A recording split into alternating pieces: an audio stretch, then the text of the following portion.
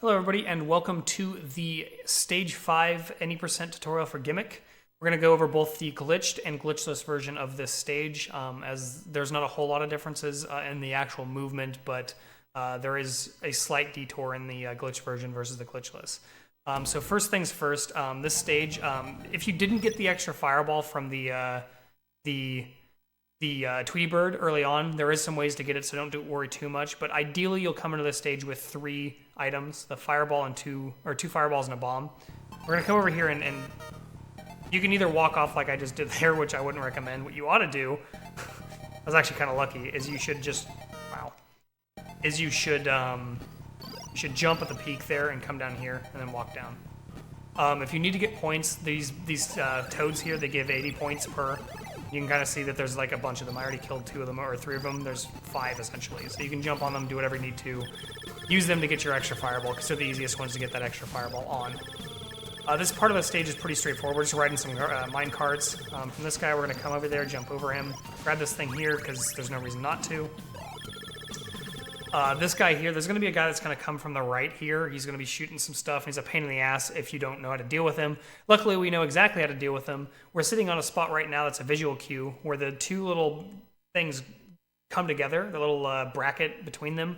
Just drop your star right there, and that'll hit him off of the top of the thing, and you'll stop being an annoying thing at all.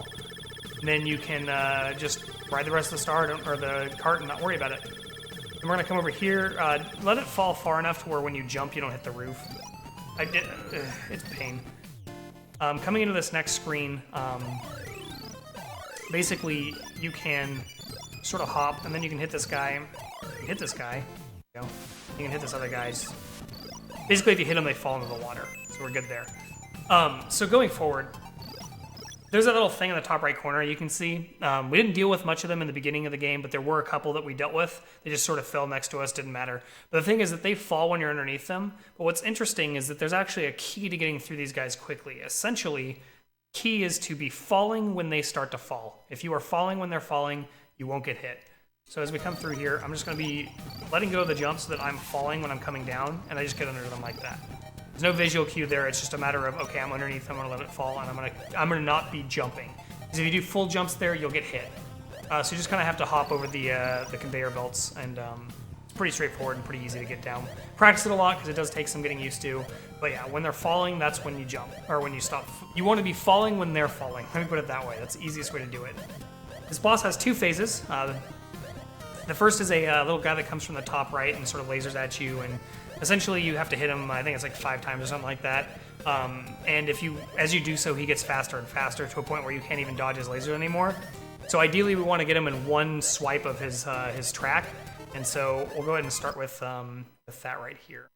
So basically, when I come in here, I'm generating a star and I'm holding left as I fall to get to the top here. And I'm gonna throw a star so that it bounces about here. This is kind of the range I'm aiming for at the peak of my jump. So we want to do a full jump and throw it right there, right? We want to do that twice. So boom. I missed it. You want to do this quickly, by the way. So boom. Boom. I'm going to throw to the right here. Jump up. Jump up. That's so again, sorry, left. I always say right. We're going to throw 2 stars to the right. The third one goes to the left, and we're going to jump into him to release a star and jump into him to release a star. Because he has that stun animation, it gives us enough time to do that. So just to show it one more time, hopefully without many mistakes.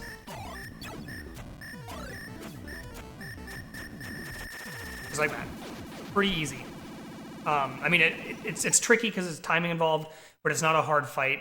If you do that every time, you don't have to worry about him lasering you or whatever, and it's not so bad. The second phase, though, is the real pain. This is mech that you have to deal with, and he's going to come forward. He's going to fire missiles. He's going to fire lasers. He's horrible. He's going to keep encroaching on you, giving you less and less space to work with. If you get behind him, he does this like crazy explosion of things. None of that's fun. So the best way to fight him is to be really aggressive and defeat him before he actually gets to a point where he's firing lasers. There's a couple of key pieces to this, and I'm going to talk about them each as a piece. The first part is when you throw a bomb, because we're going to actually try and hit him off screen. And the spot where we hit him with the bomb is, there's this little like double piece right here. Stand behind that. So we're about here, give or take, right? We're gonna stand about here. We're gonna throw the bomb, and it's gonna not go off screen. That's important. Don't let it go off screen. And the timing you throw it is an audio cue. So I'm going to let you listen to it. There's going to be a drum roll, and there's a last beat where it's like dunk at the end. That's when we're going to throw it. Just like that. That'll hit him off screen. It doesn't look like it, but that hits him off screen. Very, very helpful. Time it with that last beat, essentially. I threw that way early. The next part is that you can actually hit him when he's off screen, but you have to kind of do it in a certain way. You want to jump a certain height and throw your star while holding right. I waited too long. Let's actually pull this off.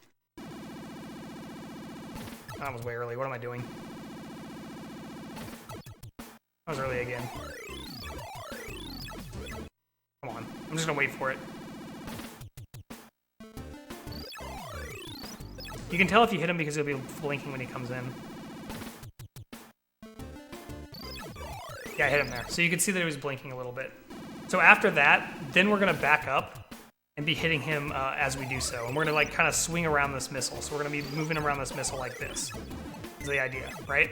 The reason why I want to come... By the way, there's that craziness. The reason why I want this extra HP is in case he hits us. It's not a big deal if we do. Let's show that all together. That was late.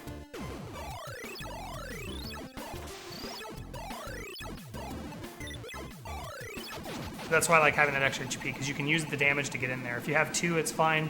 You have 3. I'm going to try and get the quick kill here real quick.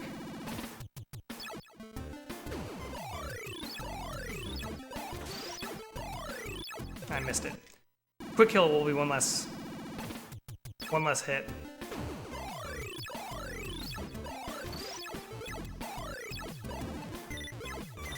God, this boss is such a pain in the ass. Practice this boss a lot.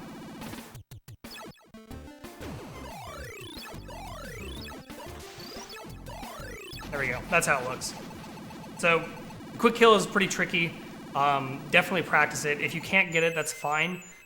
Just so long as you know to come in here with 2 HP and you get to him with that bomb. That's the important thing.